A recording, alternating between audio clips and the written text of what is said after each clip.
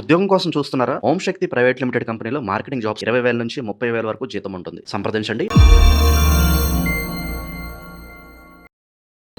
అందరికీ నమస్కారం. ప్రస్తుతం మనతో పాటు ఉన్నారు ప్రముఖ ఆధ్యాత్మికవేత్త జ్యోతిష పండితులు రామదాస్ శర్మ గారు. గురుగారితో మాట్లాడదాం. నమస్కారం గురుగారు. నమస్కారం. గురుగారు, ఆగస్టు మాసంలో మిథున రాశి వారికి ఎలా ఉంది, ఎలాంటి జాగ్రత్తలు తీసుకోవచ్చు అంటారు? ఆర్థిక పరంగా, ఆరోగ్యపరంగా ఈ మాసం మీ యొక్క గ్రహ గోచారం ఏంటంటారు? మిథున రాశి వాళ్ళు చాలా కాలంగా కంటక శని ప్రభావంతో బాధపడుతున్నారు. కంటక శని అంటే రాశి నుంచి కేంద్ర స్థానాల్లో, ముఖ్యంగా దశమ స్థానంలో శని భగవాన్ సంచారం ఉంటాయి. దాన్ని కంటక శని అంటారు. అయితే ఈ రాశి వాళ్ళకి వృత్తి ఉద్యోగాల్లో కొంచెం ములుగుచ్చినట్టుగా ఉంటుంది. చాలా కాలం నుంచి ఉంది వీళ్ళకి, గత సంవత్సర కాలం నుంచి కూడా. అయితే చెప్పుకోదగ్గ విషయం ఏంటంటే ఈ రాశి నుంచి 2వ స్థానంలో బృహస్పతి సంచారం, పైగా రాష్ట్రాధిపతి అయిన బుధుడు కూడా ఆయనతో కలిసి 2వ స్థానం సంచారం. ధనం విషయంలో కొంచెం పురోగతి వాళ్ళకి బాగా ఉంది. అయితే కొత్త ఉద్యోగం ద్వారా కావచ్చు, లేకపోతే వేరే వేరే సోర్సెస్ వల్ల కావచ్చు, అయితే ఉంది. వీళ్ళకి చంద్రాష్టమం అనేది 25-27 మధ్యలో. చంద్రాష్టమం ఎందుకు చూసుకో 25-27 మధ్యలో చంద్రాష్టమం అవుతుంది వాళ్ళకి. ఆగస్టు 25-27 చంద్రాష్టమం ఎందుకు చూసుకోవాలంటే మిథున రాశి వాళ్ళకి ద్వితీయ స్థానాధిపతి చంద్రుడు. ద్వితీయ స్థానాధిపతి చంద్రుడు ఎప్పుడైతే అష్టమంలో వెళ్తాడో ఆ సమయంలో ఈ రాశి వాళ్ళకి తీవ్రమైన ఒత్తిడి ఉంటుంది. ఏ విషయంలో ఉంటుందంటే కుటుంబ సభ్యులు వాళ్ళు కుటుంబ సభ్యులు ఎవరో ఒకరు ఏదో ఒక మాట పట్టింపు రావడం, వాళ్ళతో వచ్చిన కలతల వల్ల వచ్చే ఇబ్బందులు ఉంటాయి. తర్వాత అనవసరమైన ధనం ఖర్చు ఉంటుంది. రావాల్సిన ధనం కొంచెం డిలే అవ్వడం, ఆగిపోవడం అలాంటిది ఉంటుంది. ఈ విషయాల్లో ఈ చంద్రాష్టమం అనేది రకరకాల రాశులకి రకరకాలుగా ఉంటుంది. వీళ్ళకి నేను చెప్పిన సమయంలో చంద్రాష్టమం ఉంటుంది. ఆ సమయంలో జాగ్రత్త తీసుకుంటే మిగతా సమయం వీళ్ళకి బాగుంది. వీళ్ళకి కంటక శని ప్రభావం ఉన్నప్పుడు కూడా బృహస్పతి దృష్టి వల్ల వీళ్ళకి చాలా వరకు ఆ ప్రభావం తగ్గుతుంది. అంటే నేను చెప్పొచ్చేది ఏంటంటే ఈ మిథున రాశి వారికి జూన్ 2 ముందు దాకా కూడా వీళ్ళు శని భగవాన్ని సంచారం వల్ల చాలా కష్టాలు పడ్డారు. అయితే బృహస్పతి సంచారంతో కొంతవరకు మెరుగుపడుతుంది.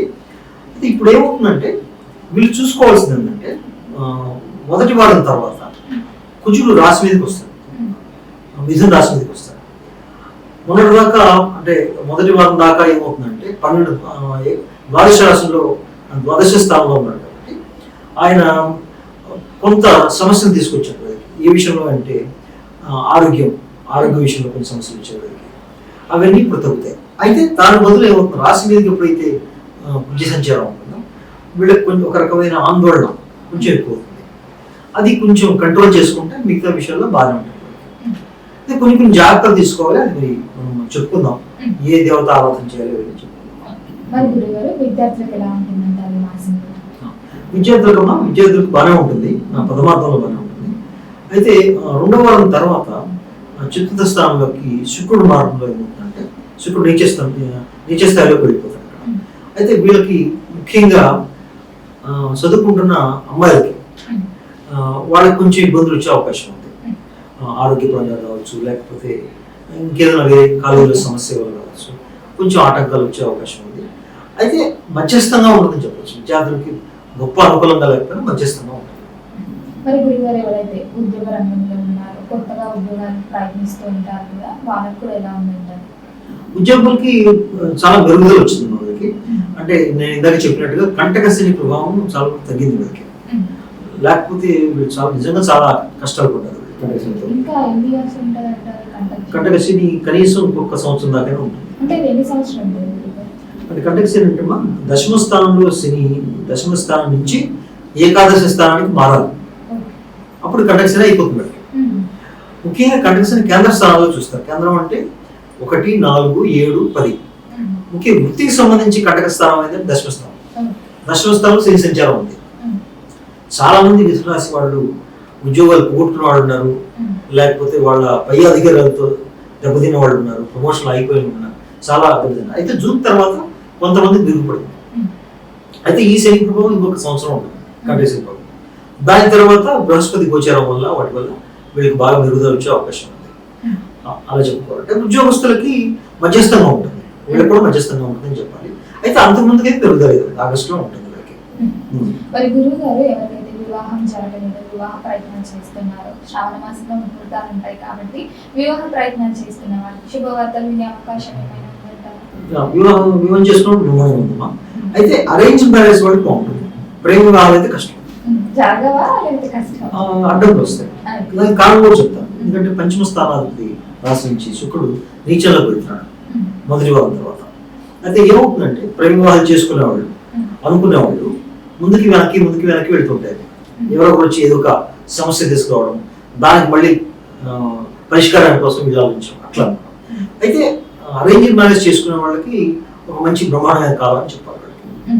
మరి గురువు గారు ఎవరైతే సంతానం మీద ఎవరైతే బాధపడుతున్నారో సంతానం యోగం ఉందంటారు?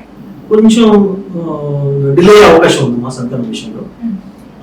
అది టైం పడవచ్చు, కొంచెం కొత్తగా సంతానం వచ్చిన టైం పడవచ్చు. సంతానం ఆల్రెడీ ఉన్న వాళ్ళకి వాళ్ళ వల్ల కొంచెం ఇబ్బందులు వచ్చే అవకాశం కూడా ఉంది.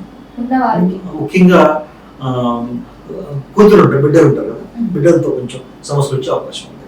అందుకని జాగ్రత్తగా చూసుకోవాలి. మరి గురుగారు ఇదివరకే చెప్పారు కుటుంబం పట్ల కొన్ని గొడవలు అవుతూ ఉంటాయని. మరి కుటుంబ వాతావరణం ఎలా ఉంటుంది మాసంలో, ఏం గొడవలు జరగబోతున్నాయి, ఎలాంటి జాగ్రత్తలు తీసుకోవచ్చు? కుటుంబ విషయంలో మిథున రాశి వారికి అంత ప్రమాదం లేదు, వృషభ రాశి వారికి ఉంది కానీ విషయం. మిథున రాశి వారికి కుటుంబ స్థానంలో బృహస్పతి సంచారం ఉంది. బృహస్పతి ఎప్పుడైతే కుటుంబ స్థానంలో ఉంటాడో అంత మంచి పండుగ వాతావరణం ఉంటుంది. పైగా రాష్ట్రాధిపతి కూడా బృహస్పతి కలిసి ఉన్నాడు కాబట్టి వాళ్ళిద్దరు మేలు కలయిక వల్ల, వాళ్ళిద్దరు మిత్రులు కానప్పటికీ కూడా వాళ్ళిద్దరి కలయిక అనేది చాలా విషయాల్లో యోగిస్తుంది వాళ్ళకి.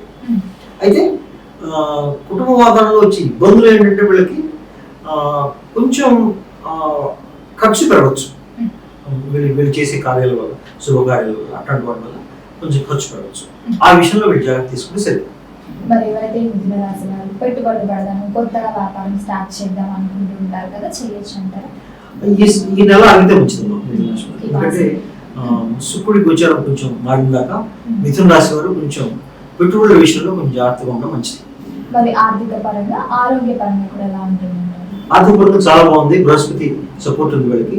ఆరోగ్యపరంగా కూడా కొంచెం చిన్న ఇబ్బందులు వచ్చే అవకాశం ఉంది, కానీ బ్లడ్ ప్రెషర్ పెరగడం, వీళ్ళకి రక్తానికి సంబంధించిన సమస్యలు ఏమైనా రావడం, బ్లీడింగ్ కానీ అట్లాంటివి, సర్జరీస్ చేయించుకున్న వాళ్ళకి గాయాలు త్వరగా మానకపోవడం అట్లాంటివి ఉండొచ్చు. కానీ బట్ మామూలుగా మిగతా గ్రహాల సంచారం కూడా చూస్తే అది పెద్ద చెప్పుకోదగిన స్థాయి అయితే ఏం లేదు, బాగానే ఉంటుంది. ఆరోగ్యం అయితే బాగా మంచిగానే ఉంటుంది.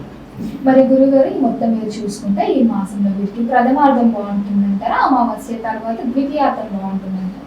ద్వితీయార్థమే బాగుంటుంది. రవి సంక్రమణం, బుధ సంక్రమణం, ఆత్మ విశేషం బాగా ద్వితీయార్థంలో అమావాస్య తర్వాత, కాబట్టి వీళ్ళకి ద్వితీయార్థమే బాగుంటుందని చెప్పాలి. మరి గురుగారు ఈ మాసంలో ఏ దైవ నామస్మరణ చేస్తే ఇంకా బాగుంటుంది? వీళ్ళకి ముఖ్యమైన సమస్య కంటకశని దోషం. నా దోషాన్ని తగ్గించుకోవడానికి వీళ్ళు హనుమాన్ చాలీసా పారాయణం చేయాలి. హనుమంతుకి సంబంధించిన ఏ స్తోత్ర పారాయణ సరిపోతుంది మనకి. దాని తర్వాత దశరథకృత శని స్తోత్రం అది వాడు పారాయణ చేస్తే ఈ కంటకశని దోషం తగ్గిపోతుంది. తర్వాత లలిత అమ్మవారి ఆరాధన చేస్తే మంచిది, ఎందుకంటే శుక్రుడికి సంబంధించిన దోషాలు కూడా తొలగిపోతాయి. అలా దోషాలు ఏ రకంగా రావచ్చు అంటే వీళ్ళకి మనశ్శాంతి కొంత తక్కువగా ఉంటారు, అది కంట్రోల్ అవుతుంది వీళ్ళకి. వీళ్ళకి స్థిరాస్తుల విషయంలో ఉన్న గొడవలు ఉన్న వివాదాలు ఉన్న అవి చాలా వరకు తగ్గుతాయి. అలాగనే దూర ప్రయాణాలు వాటిలో వచ్చే లాసెస్ అవి కూడా బాగా తగ్గిపోతాయి. అందుకని లలిత అమ్మవారు ఏ అమ్మవారి స్వరూపం మంచిది. ముఖ్యంగా లలిత అమ్మవారు ఎందుకు చెప్పారంటే ఈ అమ్మవారి ఆరాధన వల్ల చాలా విషయాలు వీళ్ళకి మెరుగుపడతాయి. గురుగారు మొత్తం మీద మిథున రాశి వారికి ఆగస్టు మాసంలో ఎలా ఉంది, ఎలాంటి జాగ్రత్తలు తీసుకోవాలో తెలియజేసినందుకు ధన్యవాదాలు. ధన్యవాదాలు.